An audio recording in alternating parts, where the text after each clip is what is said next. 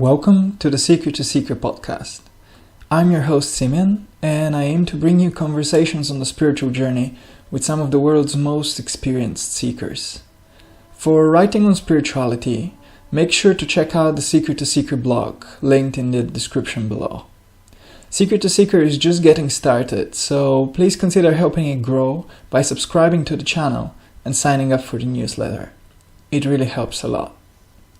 Today's guest is Johns Hopkins-trained psychiatrist, therapist, neuroscientist, and public speaker, Dr. Diane Henncay Powell.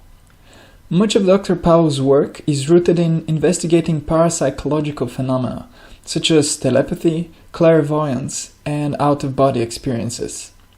Her key research focuses on autistic savants and children reported to be telepathic or precognitive by their caregivers. Dr. Powell explores the possibility of consciousness being a primary factor preceding biology. This is a complete reversal of the way our current materialistic model relates consciousness with the brain. Diane is part of a growing group of well-established scientists who advocate for a new, expanded scientific model that can account for the many paranormal phenomena increasingly being documented by mainstream researchers. In our conversation, Dr. Powell and I discuss some of the more striking examples of ESP phenomena she's come across. We also look at alternative ideas about how consciousness and our bodies are related, and we consider how some of the ancient civilizations might have had a deeper understanding of consciousness than we might think. So tune in for a fascinating conversation where cutting-edge science, ancient wisdom, and metaphysical speculations blend together as Diane and I try to talk about some of the biggest mysteries of being. Enjoy. So, Diane, would you like to just speak a little bit about your journey? Because I know that you started from a family where science was everything. Particularly your father was a very renowned scientist, and you grew up with this paradigm. But then clearly now a shift has taken place in how you view the world. And so I just wanted to explore this. How did this shift happen? Well, you're correct. I did grow up in a scientific family. I've known that I was going to get a PhD ever since I was about 4 years old. Because my father was someone with 3 graduate degrees in biology, particularly marine biology, genetics, and physiology.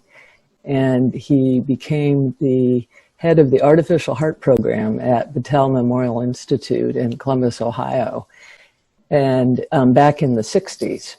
And what I discovered from having my father as a scientist was I really discovered so many things about the natural world, but had no understanding of religion. In fact, I mean, it was never brought up. I didn't even know that religion existed. So my only way of understanding the world was through the sciences and math.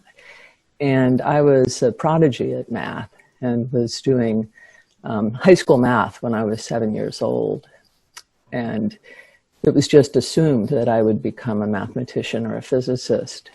But my interest was in the natural world. And when I went to undergraduate studies, I was really interested in the brain. That was, at the time I was in university, that was really an exciting field, and it still is. I mean, it's really the biggest frontier that there is in science. And I took courses in neuroscience. I worked in neuroscience laboratories. I learned all kinds of techniques, things like electron microscopy. I also did things like recording with microelectrodes and crayfish axons. I learned how to do tracing of neural pathways using radioactive dyes. I mean, just all of the standard techniques in neuroscience. But what I discovered was really that what I was most interested in were the kinds of questions you wouldn't really be able to answer by studying animals. I was really interested in mainly human consciousness. And the people who were advising me in the laboratories I was working with, they advised me to go to medical school instead of graduate school because they just saw that would really fit my interests in research better. And so I applied to various medical schools and decided to go to Johns Hopkins because the science that was being done there was the most interesting to me at the time. And I was planning on doing both an MD and a PhD. And I was particularly interested in work that was being done by neurosurgeons, where they would be doing recordings from the brains of patients while they were awake during neurosurgery, and they were mapping out different sections of the brain and what they were involved in various cognitive tasks. And so that was my orientation. And then what happened was, along the way, I have really, my paradigm for understanding consciousness in the brain has really, it's changed 180 degrees. And the beginning of that was really through my clinical work, because what happened is that I realized that the best way to understand human consciousness would be to become a neuropsychiatrist. So I ended up, after finishing medical school, doing training in internal medicine and psychiatry and neurology, and seeing patients on medical floors and surgical floors at Harvard University School of Medicine, where I was doing consultation liaison work, and that meant going to the floors to see people that they thought had a psychiatric illness and needed to be evaluated. And while there, I met this woman who had been admitted for what they thought was a heart attack the night before, and she really wanted to leave the hospital against medical advice because she was claiming that she saw ghosts and it was really creeping her out to be at the hospital, and so she wanted to leave. And she said she was psychic and she knew the tests were going to come back normal, and so she wanted to leave. And at that time, it would take a couple of days to get the test results back to know if somebody really truly had had a heart attack. And I was asked to go evaluate her, because if she was insane, which is really what the staff were thinking, then she really wouldn't be, in the way the system is set up, she wouldn't be allowed to leave the hospital. I would fill out the paperwork and just say that she's really not making this decision based on a sound judgment. But when I went in to see her, and she told me these things that I just said, instead of just saying, okay, yeah, she's really saying she sees ghosts and that she can predict the future, she's crazy, I'm just going to sign the paperwork. Instead of doing that, I just thought, well, I'll just sit down and talk with her. And what I wanted to do was really convince her that she should stay. And what happened is instead of that being, well, that did happen, she decided to stay, but what also happened was that she looked at me and she said, I'm getting a lot of information about you. You mind if I just tell you? And I was like, no, sure, go ahead. I mean, this is part of my evaluation. You start to see, what is somebody who claims they're psychic? What kinds of things do they say? And she said to me, your husband's a chemist. I was like, wow, that's interesting, because my husband was a MD, PhD biochemist, but I didn't say anything. I just looked at her and go, oh? And she goes, yes. And he's applying for a job in 2 different cities right now. And that very week, he was applying for a postdoctorate back at Johns Hopkins, where we met, and at UCSD. And I said, oh, really? I said, oh. I said, well, what 2 cities would that be? And she said, well, name cities and I'll tell you where you're going to end up. And so I named, I just randomly named a bunch of different cities. And then she goes, San Diego, that's where you end up. And sure enough, that was one of the 2 cities that he was considering, and that is where we ended up. Wow. She went on to say several other things to me, and all of them have since turned out to be true. And that it rocked my world. It really made me think, okay, if this is what this person's able to do, it doesn't matter if she's the only person on the planet who can do this. A human being did this, and we need to be able to account for that in our understanding of science and human potential and human consciousness. And so this happened to me. It was, oh my gosh, so this was back in 1989. So it's been an interesting journey for over 30 years. Wow. And when something like this happens, I mean, I know there are so many doctors, so many neurosurgeons, so many psychiatrists, psychotherapists in the world. I'm sure that you're not the only one that this has happened to. I'm sure many of them have experienced something of the sort. Why isn't this an area of science that, you know, everybody's jumping into, and why is it so niche? Well, that's a very good question. I mean, when I discovered this, I thought, well, surely it's just that other people in my position haven't had this experience, and so that's kind of how I took it. And it wasn't until about I think it was about 1995 when I was attending a conference and I heard Russell Targ speak.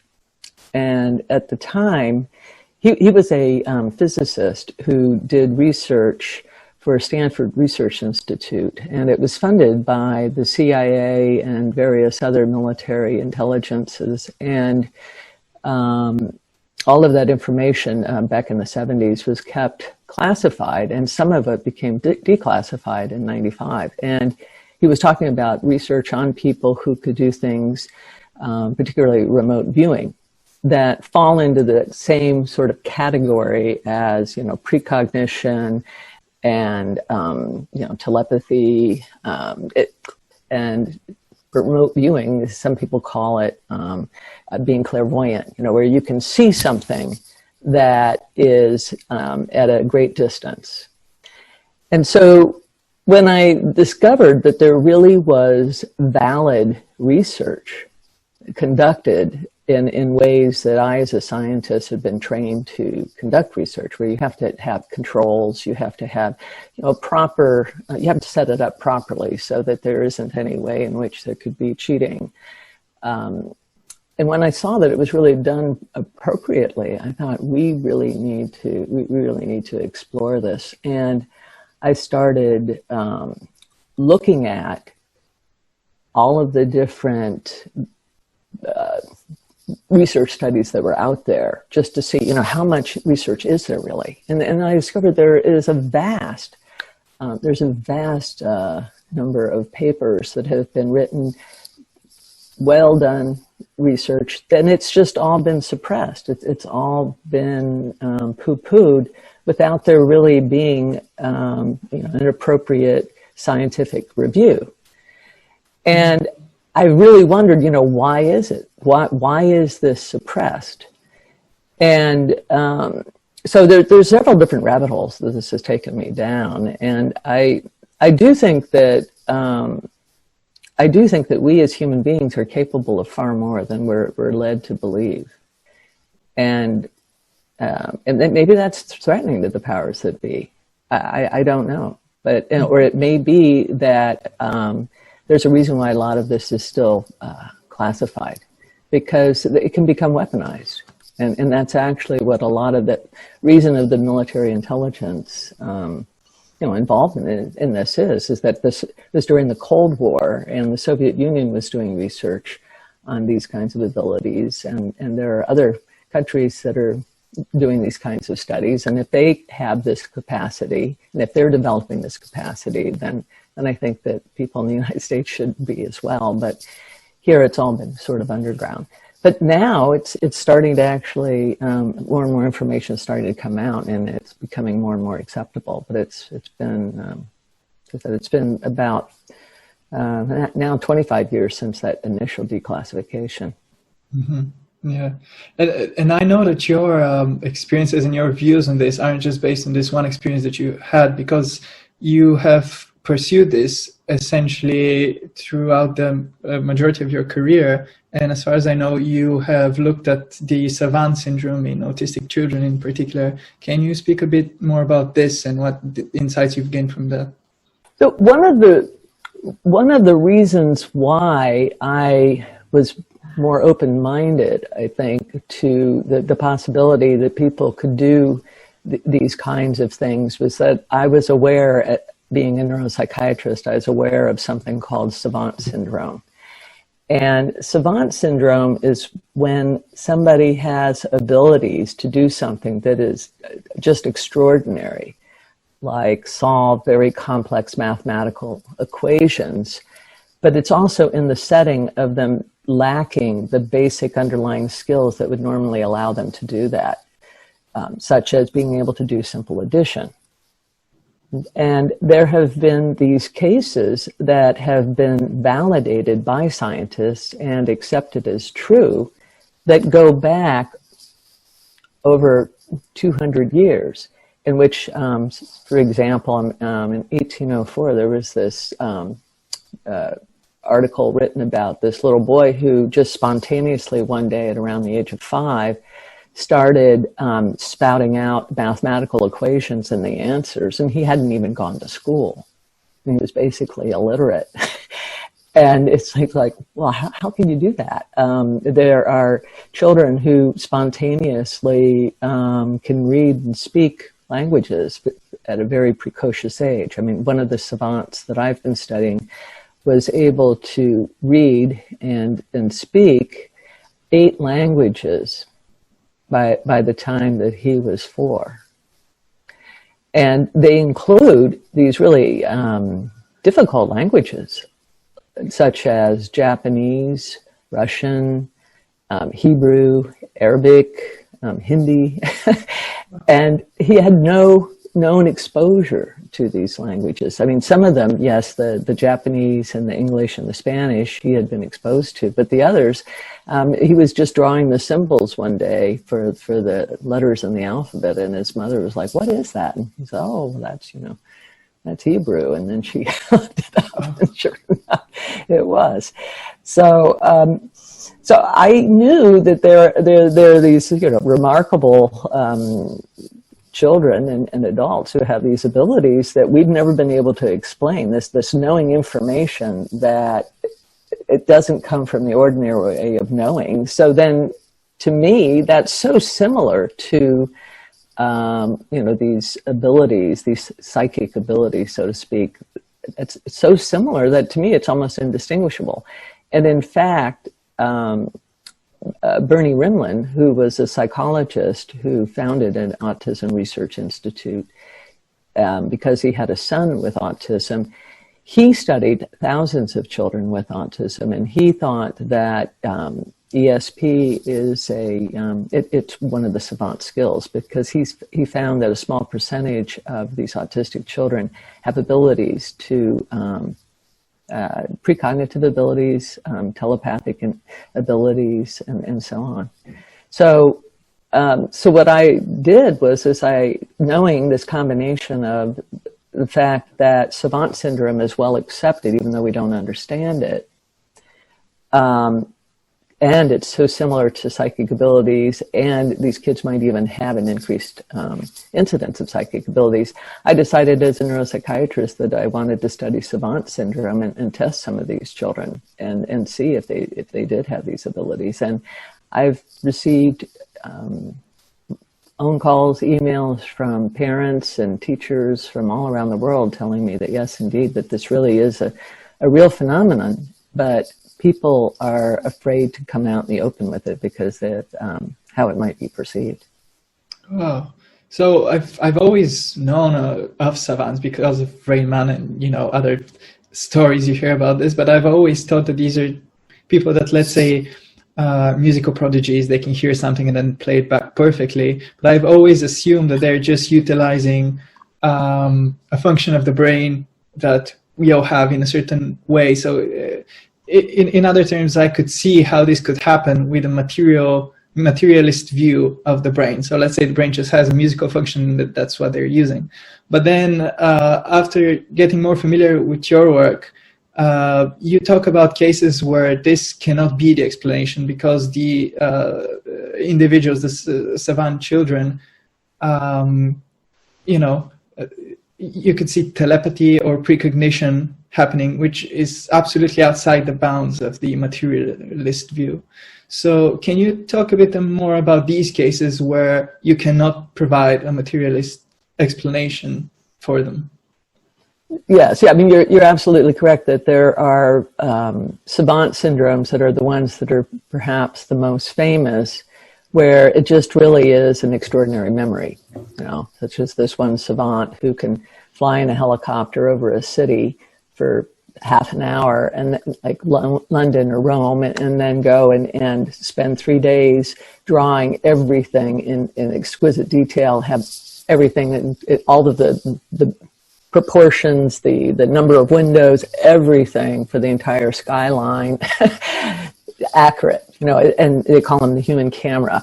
Or somebody similarly that can hear a musical piece that's very complicated and just sit down and play it. And I actually had a grandmother who was like that. She was a musical prodigy who could just who played violin and piano, and she could just hear something and sit down and play it. So those things that just mean an extraordinary memory, I mean, even though those are, you know, have the wow factor, they don't really challenge your sense of human consciousness and its relationship to the brain, because they all fit within that materialistic model.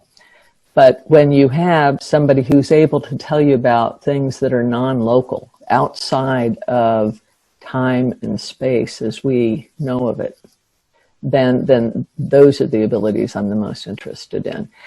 And so to give you some examples of some of the savants stories that illustrate this, there's this one girl who she had a dream, and a lot of psychic abilities come forth in dreams in people who ordinarily wouldn't say that they have those abilities. So it's when we're in that dreaming state, oftentimes, that we seem to be able to access non-local information.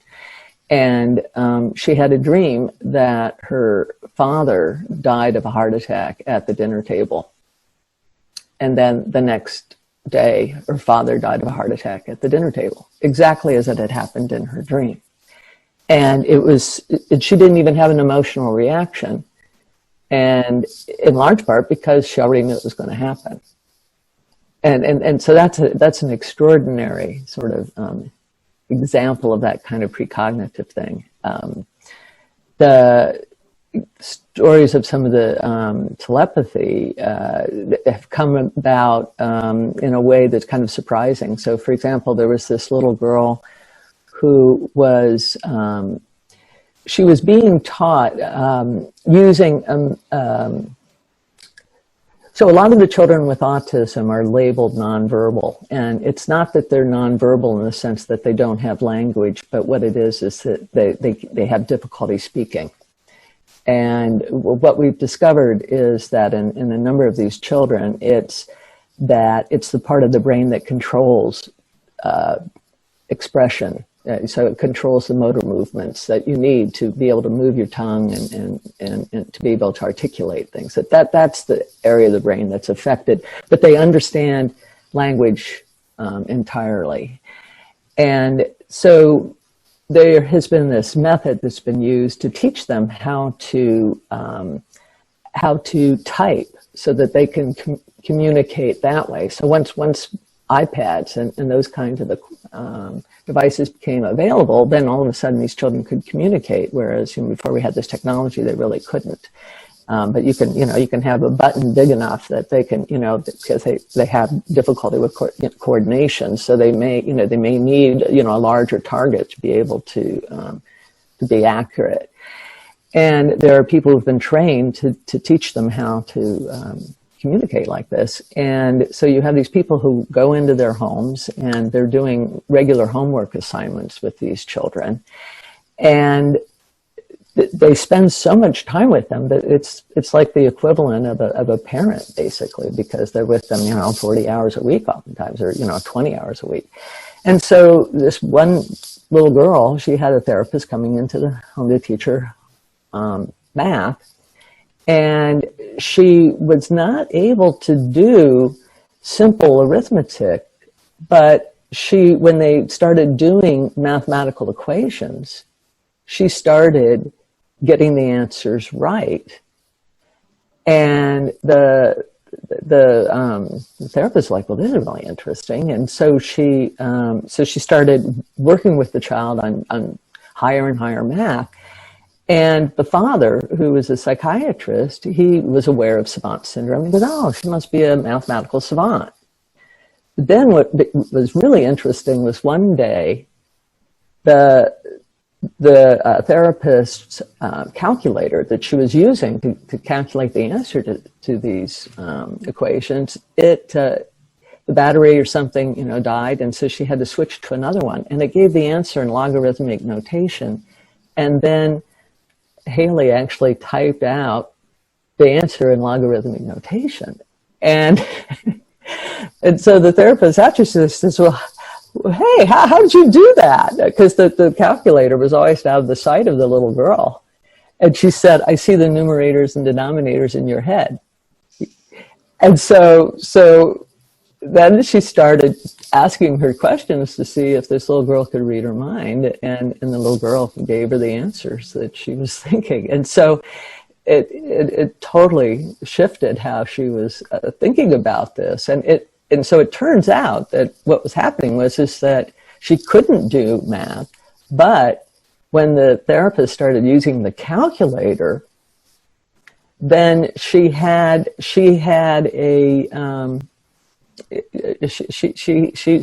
accessing the information from the therapist's mind when the therapist was looking over at it. So then what happened is that the same little girl had another therapist who was coming in, working with her, helping her with, sort of more literary skills, how to read and write, that kind of thing. And what happened is that the little girl would make the same spelling mistakes that the therapist would make. And she says, and she asked her, she says, it's like you're reading my mind. And she said to her, she said, how do you say I love you in German? Which, this little girl that had no exposure to German at all, but the therapist had. And the little girl typed out "Ich liebe dich," which means I love you in German. And so you have these two independent therapists both realizing that this little girl was capable of this, and they hadn't spoken to one another about this. And it was only after the first one realized that she just had to tell the parents, and told them that then the parents started looking into it and saw that yes, this little girl can do this. Then I started doing studies with them. They contacted me, and they also contacted Daryl Prefford, and we both went over and evaluated her, and we were like, yeah, this little girl is astounding. I remember, the most significant thing was of random digits, over, it was I think it was 167 random digits, and she only made 7 errors, 100% accurate. And she just goes, and she would just go like this. Literally, it's not like each one she had to pause to try to think of what it was. So the therapist would be looking at, I would send the therapist a randomized digit. Okay, so 6 random numbers, using a random number generator, and have the therapist look at it, and then say, okay, Haley, what number am I looking at? And then Haley would type it out. Wow. So did you manage to determine whether Haley was only telepathic with certain people, or she could do this with anybody? Well, that's she could do it with these 2 therapists, and I suspect that she could probably do it with anybody whom she spent that much time with. But I don't know if if a stranger, I don't know if she'd be able to do it with a stranger or not. That's the kind of thing that I really would have loved to have studied. It's been really difficult to get funding for this research. I've been doing a lot of it, just funding it myself out of my private practice. And I've studied other children as well using controlled trials, because it's important to show that it's not just one child that can do this. And so I've tested other children who, very similar stories in terms of how they were discovered and very similar results where they're just profoundly accurate.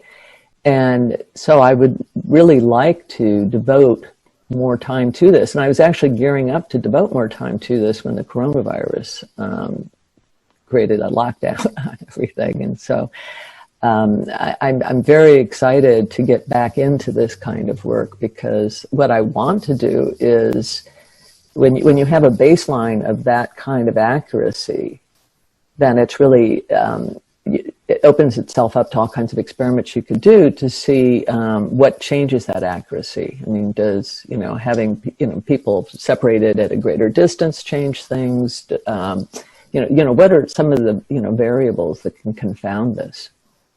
So, yeah, I find this very interesting, because I think one of the characteristics almost of what we consider paranormal, occurrences, one of the ideas is that science cannot properly test them because they require certain specific conditions which you cannot really meet in a pristine laboratory. But then it seems like working with these autistic children, you can conduct experiments that are, you can replicate them on demand almost, even though there's still like specific conditions, like working with people that they've bonded to in case of telepathy.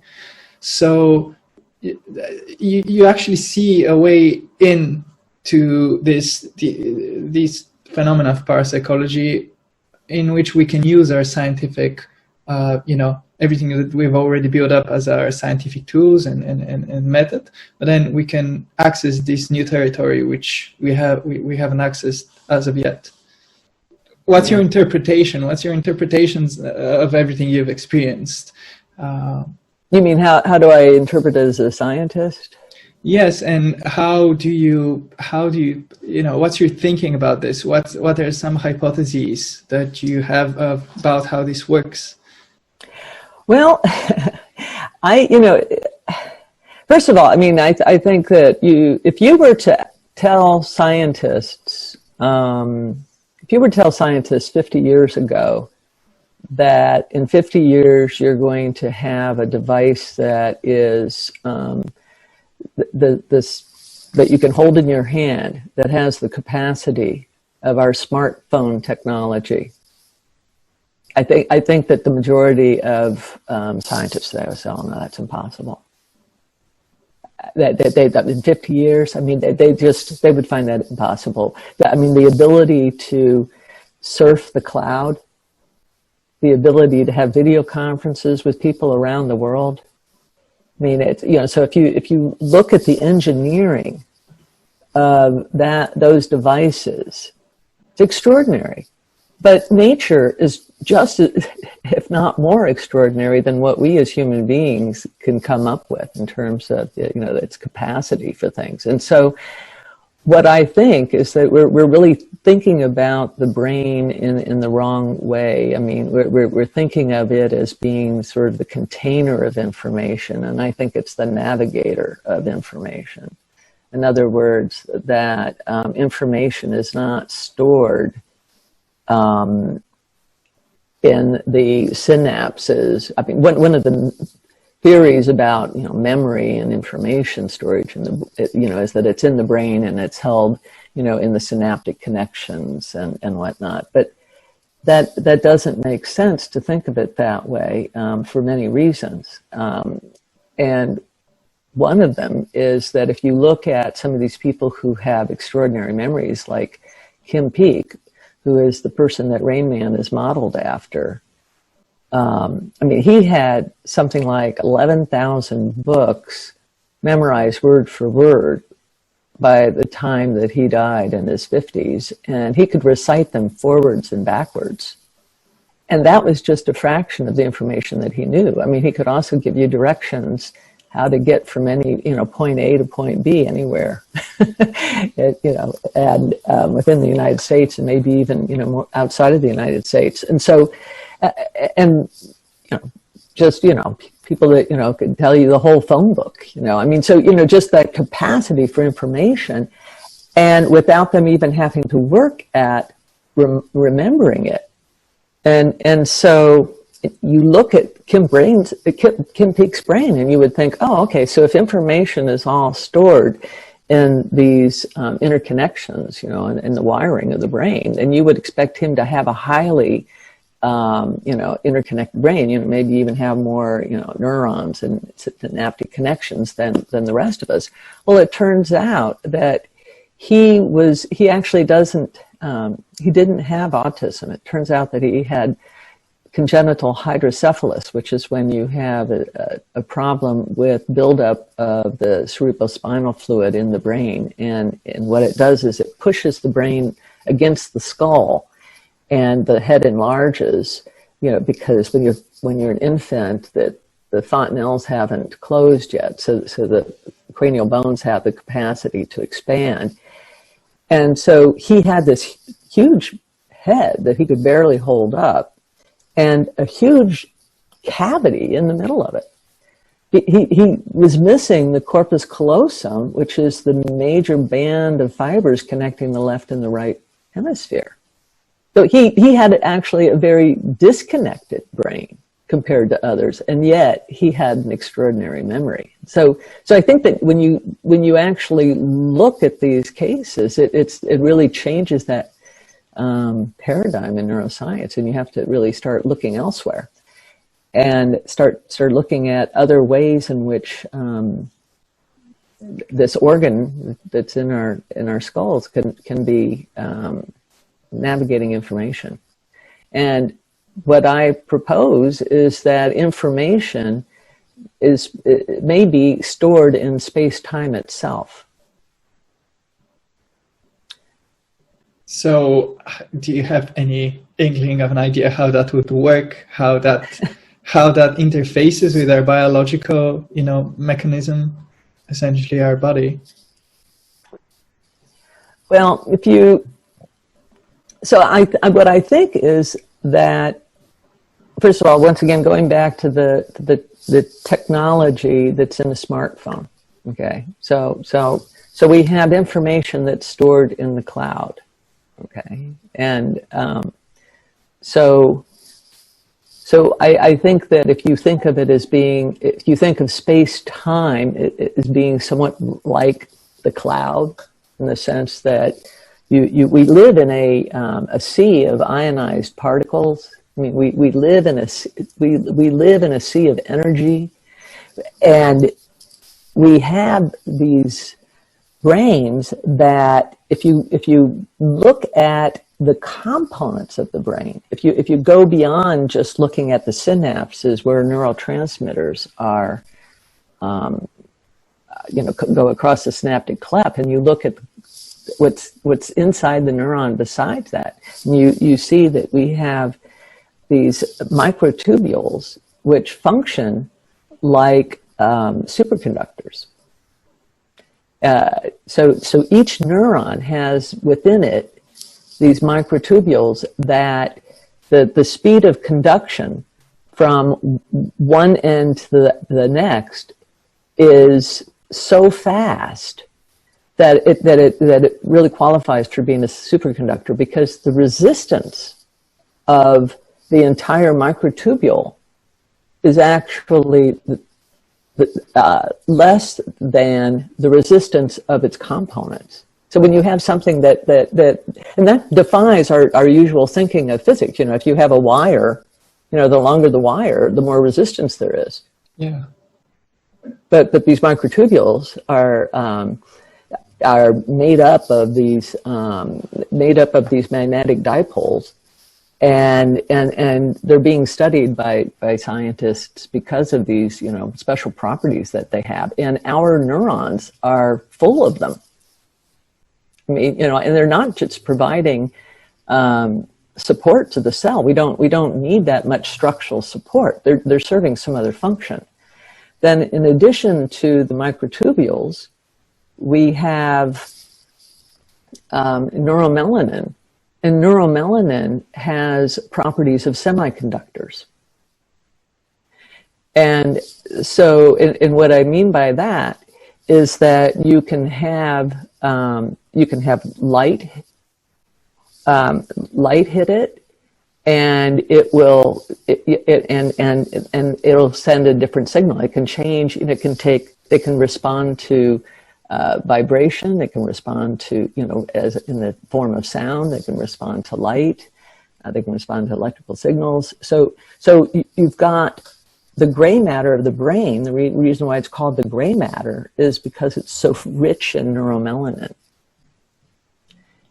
And we also know that our bodies are full of biophotons, that biophotons are an essential part of biology. That's a finding that's come out during the course of my career, that we emit biophotons, but at a rate that is below the detection of the naked eye for most people. So I think that if you start thinking of us less as just chemical, beings of flesh, and you start to realize that just like our devices, that we are really, electromagnetic, biophotonic, and beings, and that the brain is like, one of the most sophisticated electromagnetic biophotonic devices imaginable. We're just starting to explore some of these features of it. I think then it opens up a whole different way of thinking about things, rather than just, how could you explain it just by the simple connection? I mean, that's just, that's like trying to understand, how a smartphone works. If all you did was just examine, just the anatomy of the components of the circuitry, you wouldn't, unless you get down to looking at the displacement of electrons and all of the other, factors that you see in, semiconductors, unless you start looking at it from that standpoint, you would never understand how it works. And I think that we need to start looking at the brain that way. Mm-hmm. Yeah. So essentially you're saying that there's a very high probability that we are biological emitters and receivers of some subtle electromagnetic fields, which might be the source of information for people who have access to information that, extrasensory perceptions. That's correct. That's correct.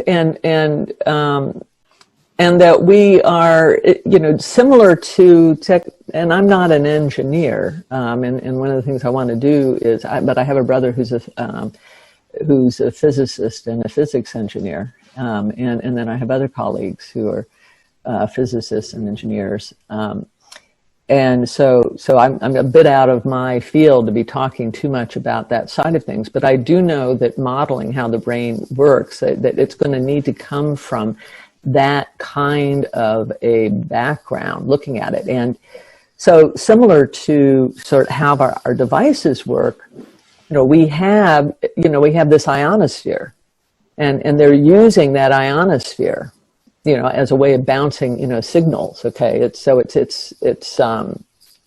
that we can get transmission from, and we've got satellites up there too now, participating in all of this, but the transmission of signals is only possible because of that.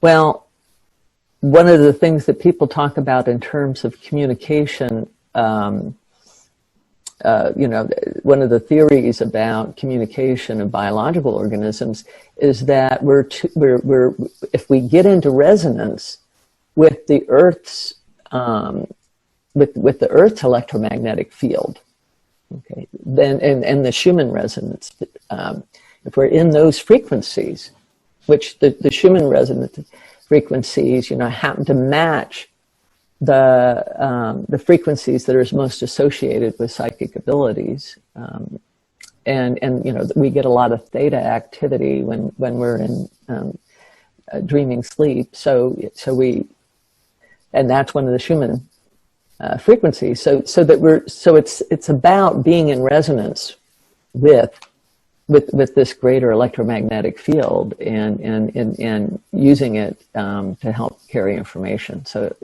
you can't just isolate the brain from as an electromagnetic organ from the electromagnetic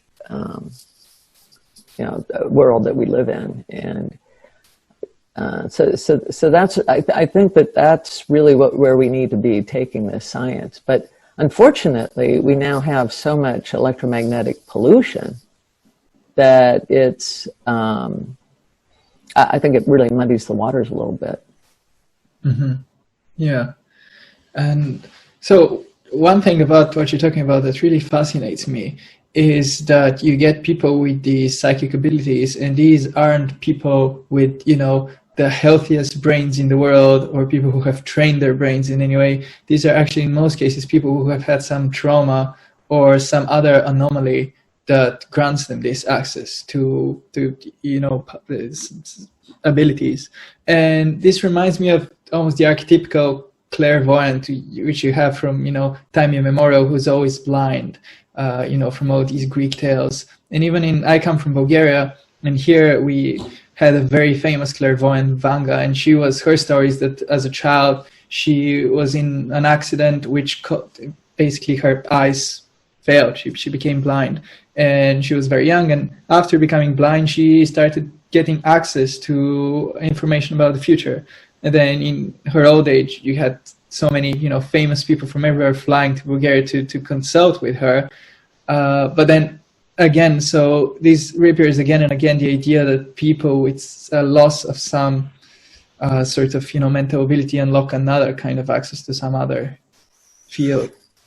That's correct. I mean, one of the causes of savant syndrome is being blind. A lot of the musical savants are people who aren't autistic, but they're actually born without sight, or something happens to their vision, you know, within the first year or so of life.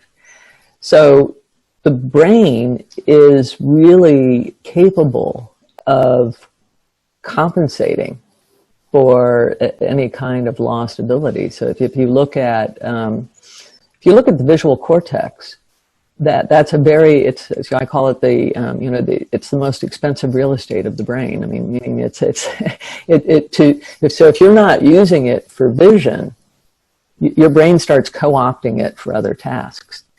And it starts doing it actually pretty quickly. And even people who are, say, blindfolded, you know, in adulthood, they've done studies where they've looked at them after they've been blindfolded for, say, you know, say a week, and they already see that the visual cortex is already starting to get recruited by other sensory systems. Mm-hmm. So you end up, if you're using the visual cortex as your sort of computational system. Okay, if you're using all of that to help you do computation, to make sense of the world around you, you can do extraordinary things. So, I mean, there are these people who, they are what are called echolocators, where there's this one man who makes clicking sounds out of his mouth, and then he's able to interpret the sound waves that bounce back such that he can see, and he gets around. He even goes mountain climbing. Wow. And so it's that he has an internal map of the world around him. It's just that he's having to inform it through some sense other than his eyes. So there are these workarounds so that we can navigate, and whether it's navigate, I mean, the most important to life is that we're able to navigate, you know, in our immediate surroundings, you know, in you know, now and in the immediate future, and, you know, and here, right? So that's, you know, how we navigate our body. But people who have precognition and clairvoyance, it suggests that we also have navigational capacity that goes beyond just this section of space-time that we're in right now. And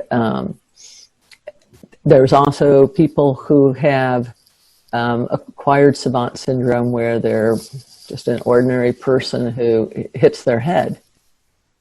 And then when they regain consciousness, all of a sudden they have these abilities, whether it's in mathematics or music. One person, he started seeing fractals everywhere. He started seeing, the mathematics of, everyday things. And it's something that he can't help. It's just part of his experience now. And so when you hear of these cases of acquired savant syndrome, it really makes you think about the fact that the brain is really, rather than it being what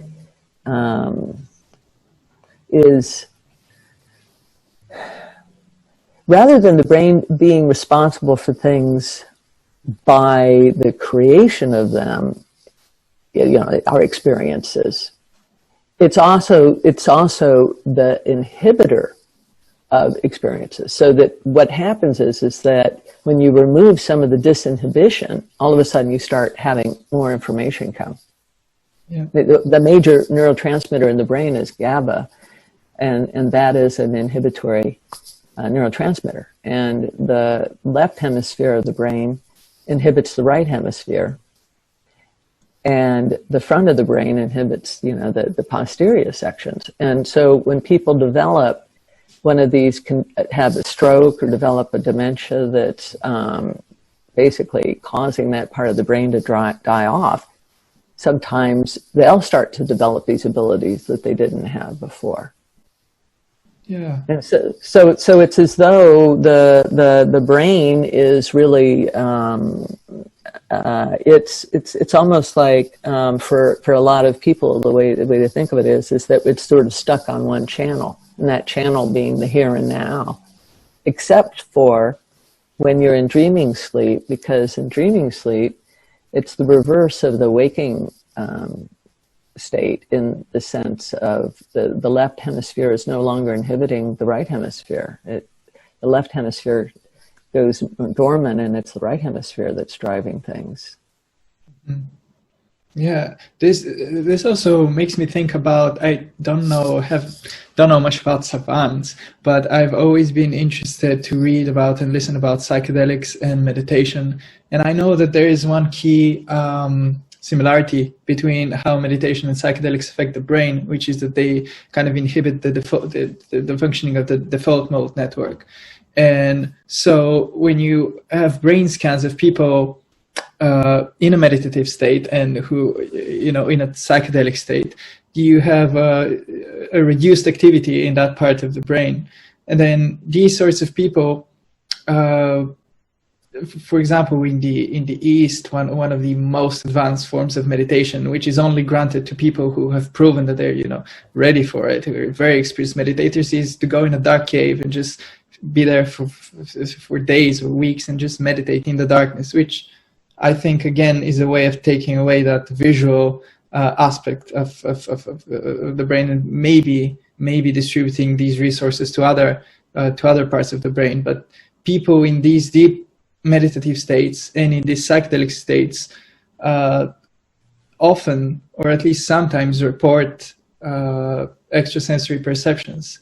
Like one of the most interesting examples I know is Paul Stamets, who is a world famous mycologist, and he is very open about his psychedelic use. And he would talk about how in his early 20s, he had this one particular psychedelic experience where he would take a large amount of psychedelic mushrooms, go to sleep, and then have a dream, a very realistic dream of, a certain occurrence in the future where there's a flooding and his whole house is flooded, and he runs to get his papers. And then he wakes up the next morning, tells his brother about this dream, and then forgets about it completely. And then a few months pass, and then there's this flooding, and he goes to his house to save his papers. And then as he's doing that, it suddenly hits him, oh wow, I had this dream. This did actually occur without me even, he had forgotten all about it. So here's this extremely well-established scientist who says, I don't care what people say, I think psychedelics grant this access to another, plane of information, another field of information. So. Yes, that's right. I mean, some of the artwork that's been done by some of the artistic savants has been compared to the artwork that you see when somebody's done psychedelics.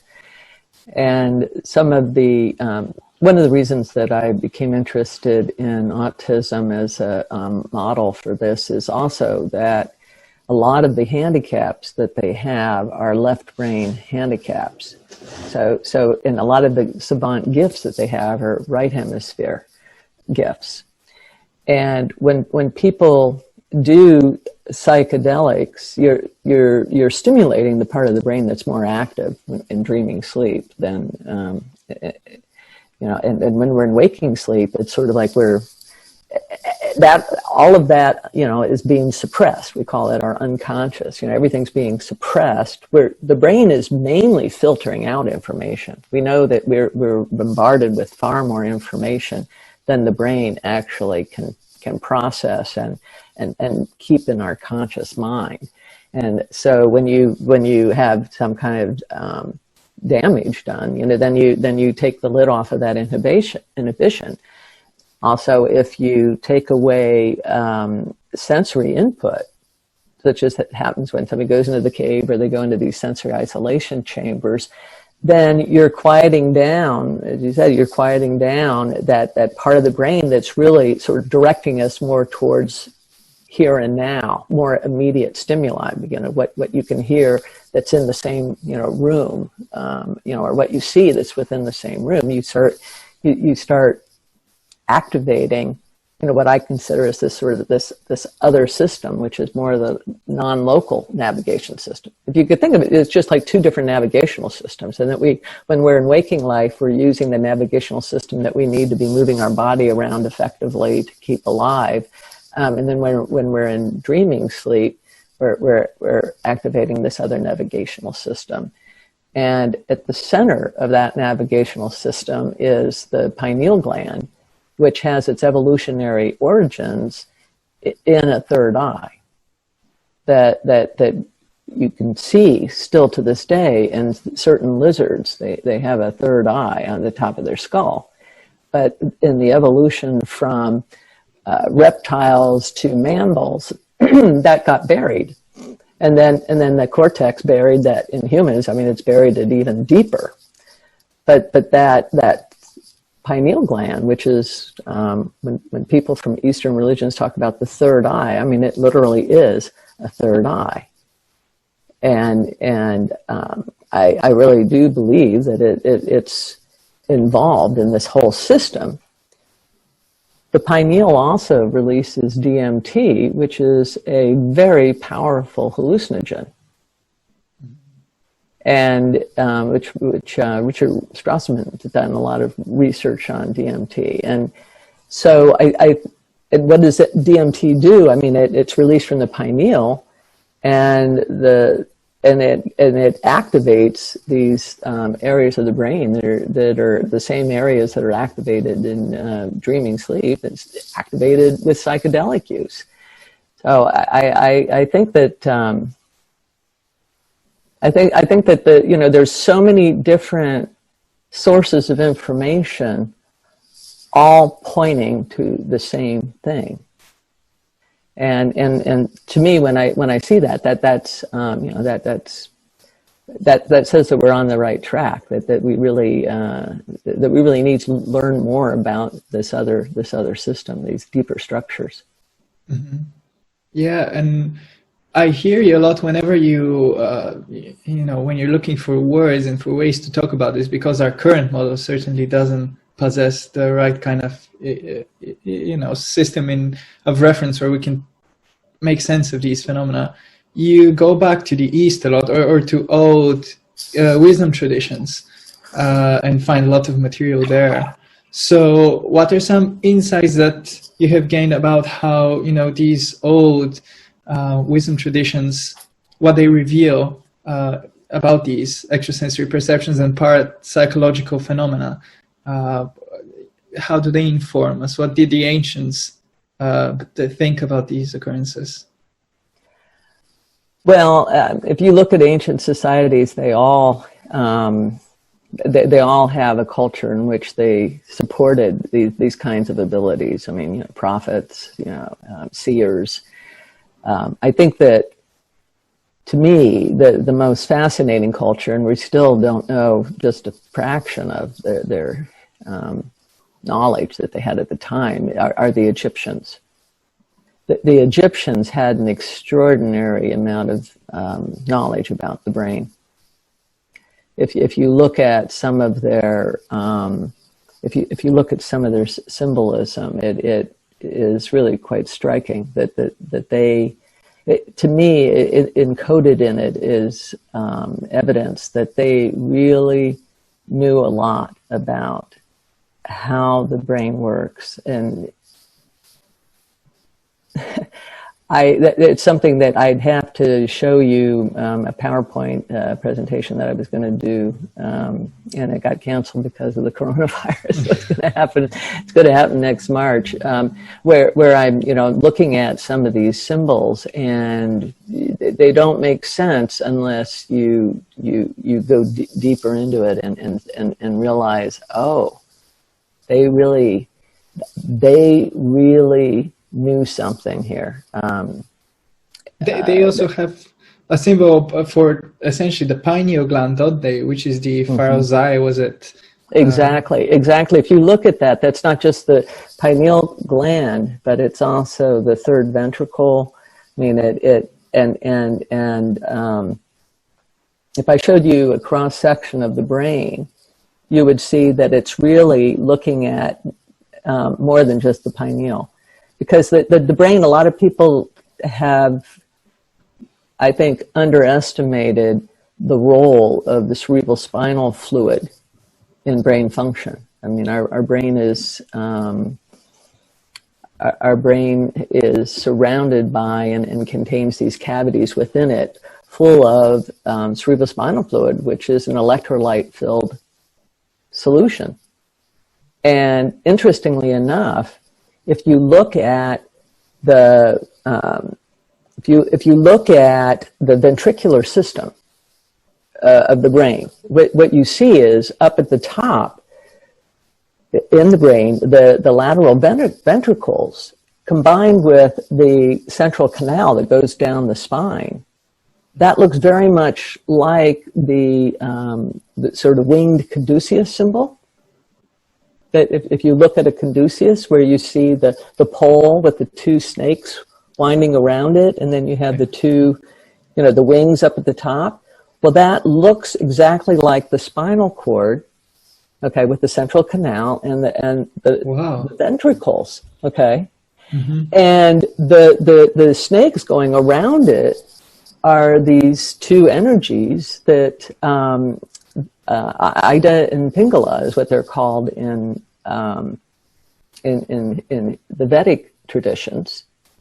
Okay, and so these are these energy channels going along the spine, which, and then as I said, the ventricles, and at the base of that, the spinal cord, in these esoteric traditions, they talk about their, Kundalini energy and it being coiled like a snake. Well, it turns out that there's something called Reisner's fiber, which is this polysaccharide that it's found in that central canal, and it's coiled at the bottom like a snake. Oh. And yeah, and so there's some interest in, in that. And the idea is that, that when people talk about doing these exercises to activate the Kundalini and bring about enlightenment, I'm thinking about, well, now we know that we have light, that we have biophotons. I mean, when people internally see light, when they experience enlightenment, it may be that their pineal gland is literally detecting light inside the body. Wow. So this is what I mean by saying that these ancient wisdom, it's like, how could they possibly know these things? I mean, it's taken scientists this long to discover some of these things now, and yet people seem to have known these things thousands of years ago. And I suspect that they knew these things back then in the same way that you have people who are like medical intuitives know things now, where you have somebody who is able to look at somebody and see the illness within their body. There was a neuropsychiatrist back in the 50s who did research that was funded back then, and she was doing research on people who had these psychic abilities, and including doing research on people who could see magnetic fields. Some people can see energy fields, and it turns out in the back of our eyes we do have receptors for magnetic fields. I mean, that's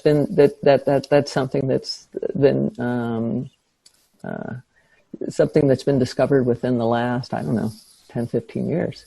Really? So that's mainstream science. It's a discovery. That's mainstream science, but that's mainstream science in basic science journals by people who they discover that the rods, for example, contain not just rhodopsin, but they also have this other protein that is capable of detecting magnetic fields. And so it's like, well, it's like, but nobody's connecting that with the fact you have people who claim to see magnetic fields. Instead, they're using that information to look at how birds navigate. And they're saying that part of how birds navigate is they're able to see the changes in angle of the flux of the electromagnetic fields of the Earth. Well, we have those receptors in our eyes too. Wow. But we're not flying, so, what are they used for, and is it possible that, this can explain why some people are able to find their way home, and they don't know how they find their way home. There was this professor in the UK who studied these people who he'd blindfold and they'd find their way home.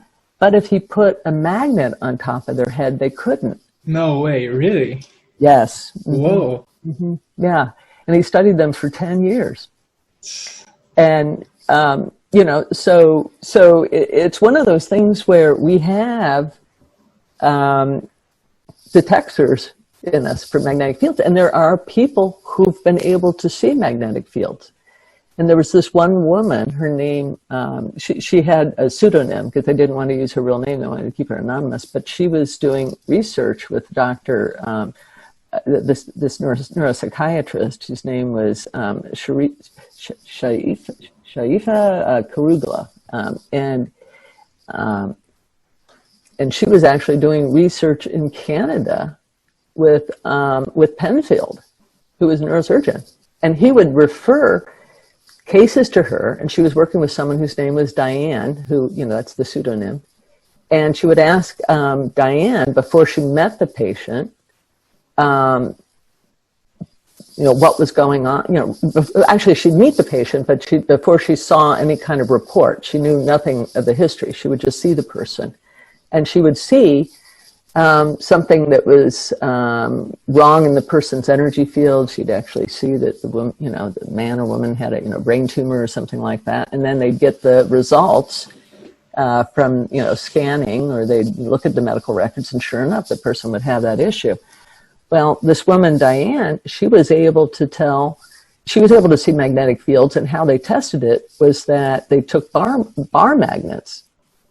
And they would have her tell which was the North and which was the South Pole, even from across the room.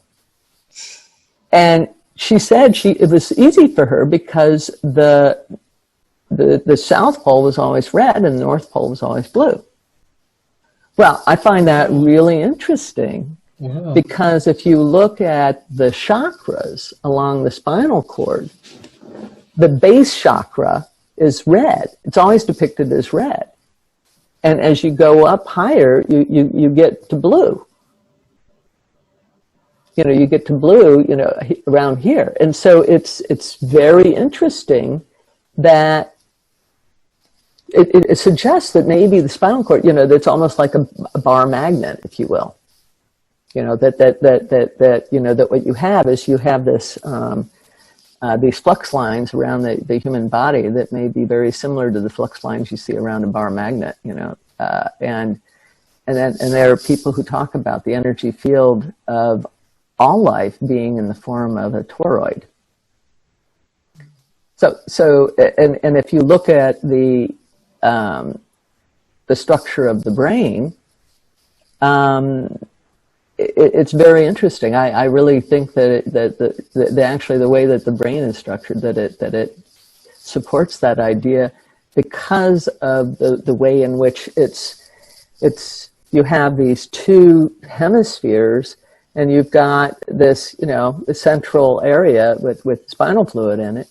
Okay, and it looks like if you had a toroid, which is this sort of donut shaped field. Okay, it's sort of like, isn't that interesting that along the center you've got this electrolyte fluid, you've got these chakras that are energy points, and then you've got these people that talk about all of life having this kind of toroidal energy field, just like the Earth has a toroidal energy field. The Earth also does. All life forms do. Mm-hmm. And so when you start to look at things like that, you start to just see things just from it. It just kind of, it's like once you see it, you can't not see it. You see what I'm saying? Yeah.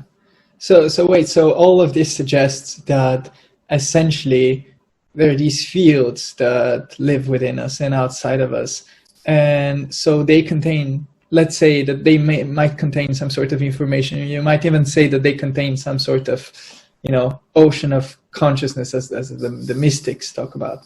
And then what we are is the material receivers of this, which allows this immaterial consciousness to interact with the material world. Exactly. So considering all of this, already I've had two guests on the podcast who are both completely convinced that we do reincarnate. One of them through very intense psychedelic work, and the other through first-hand experience. For example, he had a near-death experience, which he had the typical near-death experience where he would see his whole life flash before him, but he would also have the sense that he's somehow outside of his body, and a thought flashed in his mind, which he was sure that he didn't produce, and the thought was, oh, I thought this life would last more than 13 years, because this happened to him when he was 13. So from that experience onward, he's completely convinced that we live multiple lives. And in fact, he reports spontaneous experiences of perceiving another one of his lives, and not just seeing it as a picture, but actually experiencing like a flash of being somewhere in another time, in another place, doing something. So what are your thoughts and experiences concerning this? Basically the idea of reincarnation. Well, I also agree that there's a lot of good evidence for reincarnation, particularly the work that's come out of the University of Virginia by Ian Stevenson and then Bruce Grayson and various other people. And so you combine that, you combine it with out-of-body experiences and all of this information, it all seems to keep pointing to the same thing. If you look at embryology, I mean, it's always been a mystery. How is it that, you have this dividing, all these cells that are dividing, and how is it that the whole thing sort of creates, whatever form we are, whether you're talking about creating a duck or creating a human being. I mean, how does that information, how is that all happening at such a rapid pace? I mean, there's over when the cells divide, I mean, there's over something like 100,000 biochemical reactions per second that are going on. I mean, it's just like, and then you've got all these cells, just, mysteriously just all ending up where they're supposed to be. I mean, birth defects, happen, but I mean, they're relatively rare when you consider what a complex system this is. And I started, I've studied so many different fields within science where there's all these mysteries. I mean, I've studied genetics, embryology, neuroscience, et cetera, et cetera. And what happened to me was when I started to think, well, what if consciousness is primary? What if consciousness is what's driving the whole biological process of development, rather than it being that consciousness arises sometime later on, after you've had a body that has, been fully formed, and then suddenly they become conscious sometime either in the womb or in the egg or after birth or whatever. I mean, what if consciousness was always there and it's what created this? And once the body just becomes so full of errors that you can't it can't really sustain life in a healthy way anymore, then consciousness just leaves the body and drops it. But consciousness never really disappeared. It just dropped the vehicle that it was using for navigating, in this physical plane. But it's still there. And then when it comes time, again, that same consciousness can create another body, in another time and space time. And it's an interesting way to think about it, but you do have to think about, could consciousness be primary? So the information that's stored in DNA and everything else that we know about biology is not, you don't think that's enough to explain how we form in the womb? No, not at all. No, I was actually, after all of my training in psychiatry, I actually did a genetics fellowship and learned molecular biology, because I was thinking that, maybe the answers are in the genetics, if we could just find, the genes for different things. And so I was learning molecular biology during the time of the Human Genome Project. And at that time, we were expecting to find, at least 100,000 genes. And then it turned out to be only about 20,000 genes in the human genome. And it turns out that there are even some plants that have more genes than we do. Oh. And, and that we share so much in common with plant life. I mean, there's really not that much genetic difference between us and so I think, banana, I forget what it is exactly, but about 60% of our genes are found in a banana. Over 98.5% of our genes are in chimpanzees. So if you only have a difference of 1.5% of your genes, and then you multiply 1.5 times 20,000, 1.5% times 20,000, that's not a whole lot of genes to then explain all of human diversity. And so then people started looking at epigenetics, and we still haven't unraveled all of that. But so a lot of people are thinking, okay, well, it's all of all of what we thought was junk DNA and that we thought was just scaffolding for the genes. Well, maybe that's what's involved in controlling, and it does control gene expression, and maybe that's where it is. But I think that's still, that's somebody who's locked into the materialist model that's not looking at information from all these other fields, like like parapsychology research or evidence for reincarnation or outer body experience. They're looking at it within this narrow approach, and to me, we need a theory that is parsimonious in terms of trying to explain all of the data. Why not have a simple theory that can explain all of these things, rather than cherry picking and individually going, well, you know, I believe the research on reincarnation, but I don't believe this. And that way of approaching this problem is not going to ever solve it. What you have to do is ask yourself, what kind of theory would allow for all of this?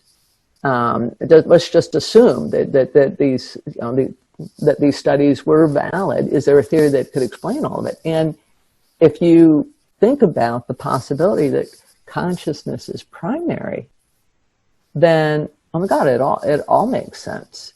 And I'm one of over 450 scientists across the world who signed a manifesto for a post-materialist science, where we're saying that we think that materialism really has enough evidence for being false, that we have falsified the null hypothesis. I mean, the null hypothesis is, is materialism a model that can explain what we have collected in terms of information to date?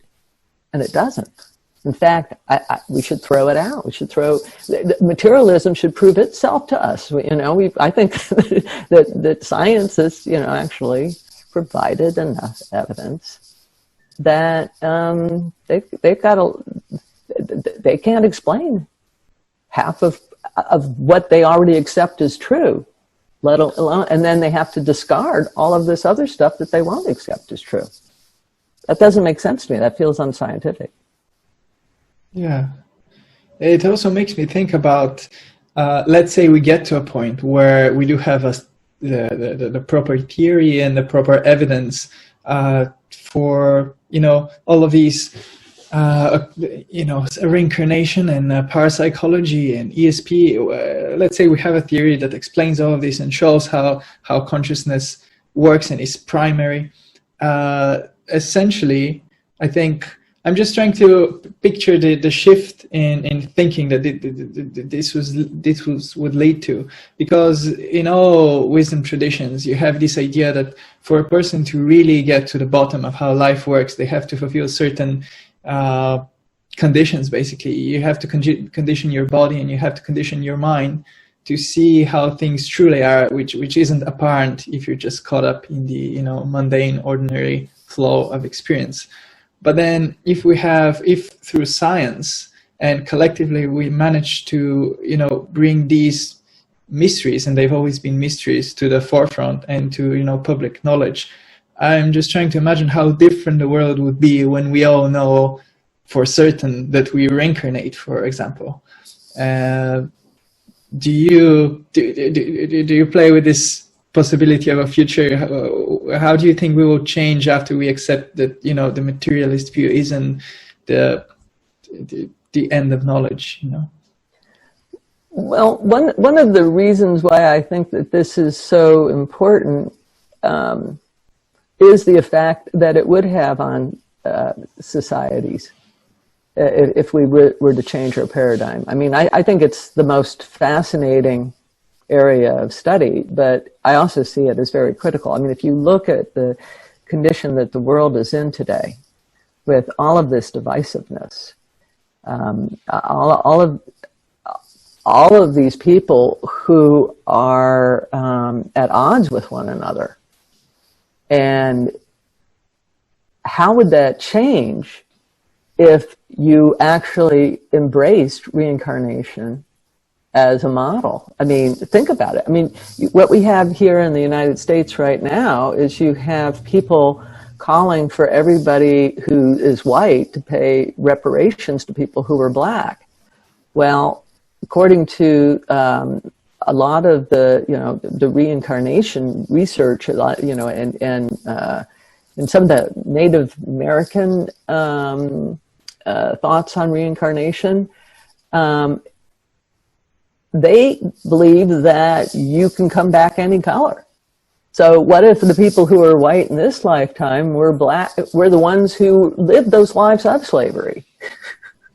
And the ones who are black now were the slave owners, It's sort of like, it really, it sort of throws the whole race thing on it, turns it on its head, because, it's like we, they're treating it as though, the material world is all there is, and history is only, through that genetic line, well, no, it's not, that's our physical body. But not, if reincarnation is real, then, it brings up the idea of a soul, and brings up the idea of karma that is very central to the view of reincarnation in the Vedic sciences. This idea that who you reincarnate as has something to do with what choices you made in previous lives. And so it's sort of like, well, you may think you're getting away with something, but nah, maybe in this lifetime. Yeah. But, it makes you start thinking about, well, do you really want that karma? Do you, if you're out going around, robbing people or whatever, I mean, do you want the karma from that? I mean, it may be that in the next lifetime, you'll have all this stuff happen to you so that you know what the other side of it's like, so that you really can learn that lesson of what it's like to be the recipient of that sort of thing. So it really shifts, I think, the dynamics when you start to think about who we are and how we relate to other people, and what's really important. And with this view of consciousness, which penetrates everything, everywhere, how do you think that stacks up with the idea that everything is conscious to different degrees? I forgot the scientific name for this kind of philosophy, but essentially, that a rock has the same quality of consciousness, if not quantity or intensity, but it is again conscious in some certain degree, as are animals, as are people, as are higher beings than us. That to me is a stretch. I don't think of it that way. I mean, I think that this idea, I think what you're talking about is like panpsychism. Yeah, exactly. Yeah. And no, I wouldn't put myself in that camp. I mean, I'd have to see evidence for.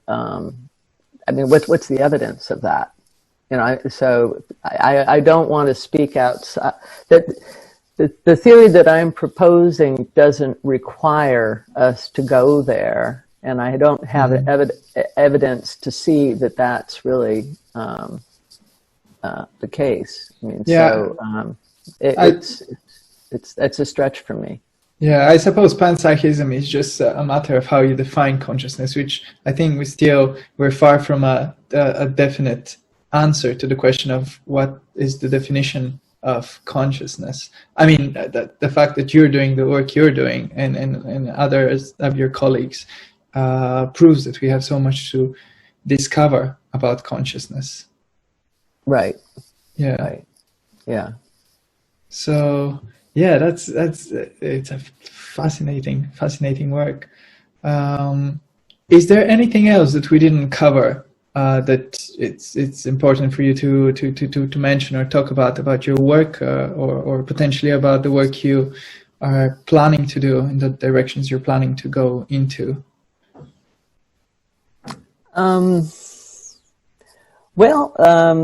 I mean, we've covered a lot of territory. So, I mean, I'm looking forward to when things lift and I can start doing more of this research to really try to, first of all, to definitively prove to people that these abilities exist. I do think that it's possible to provide that proof.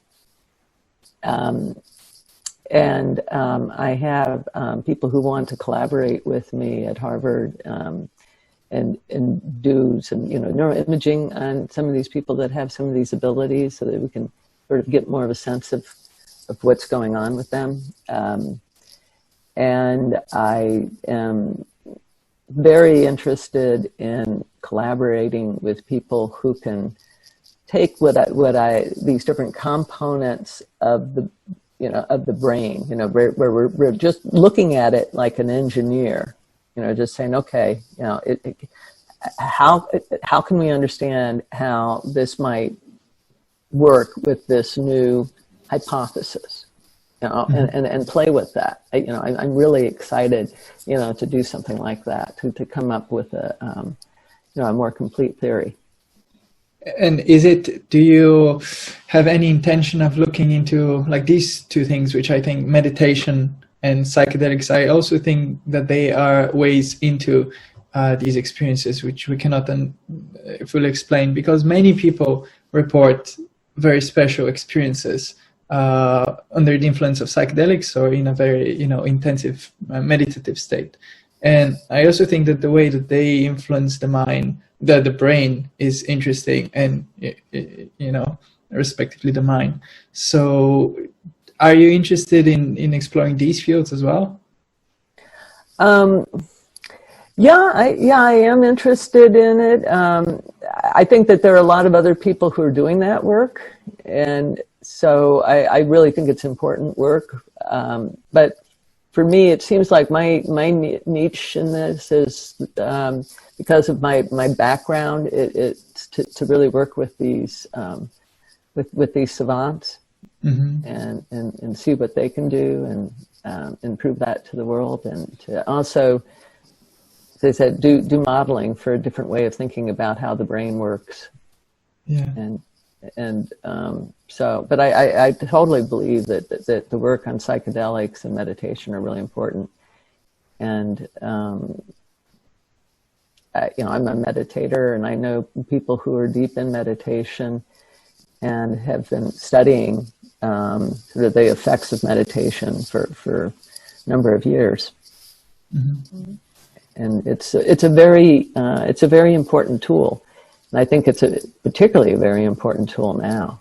I mean, I see such a difference between the people who are meditators and how they're handling all of the turmoil in the world today, versus people who are just they're so plugged into the media and plugged into the sort of this narrative that just keeps them in turmoil and keeps them stuck and keeps them from really experiencing things at a whole other level.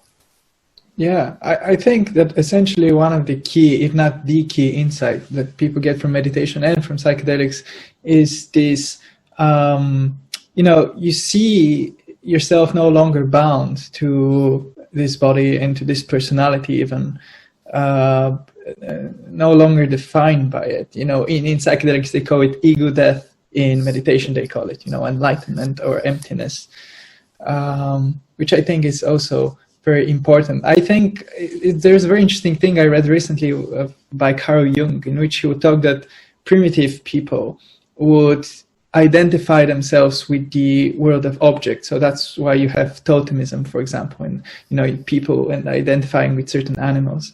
And then he talks about how in our age we think that we're over that, but we still identify ourselves with our feelings, with our thoughts, and all of these other things, which upon closer inspection, which I think happens in meditation particularly, we find that they arise in us, but they are not us, in a sense. Right. Yeah, and that's the thing, is that people tend to over-identify with their feelings. They tend to over-identify with their body. So you see a lot of people as they get older, they don't like what's happening to their body, and they start really, going into a depression or whatever, because they're just over-identified with those things that make them feel bad. Really, so I think that we need a new way of thinking about who we are, and interestingly enough, and then I'm going to have to go, but interestingly enough, Oregon, which is where I live, they're thinking of passing legislation that's going to make magic mushrooms legal to be used here, and they are being used in select settings by people to work with people who have PTSD. So people who've been really traumatized and just get locked into that paralysis of fear, something that can help them to just totally shift how they see things. It's really something that can be a major breakthrough, and there are people that are doing that also with people who have cancer, who are afraid of dying, and helping them to see that there's really more than meets the eye.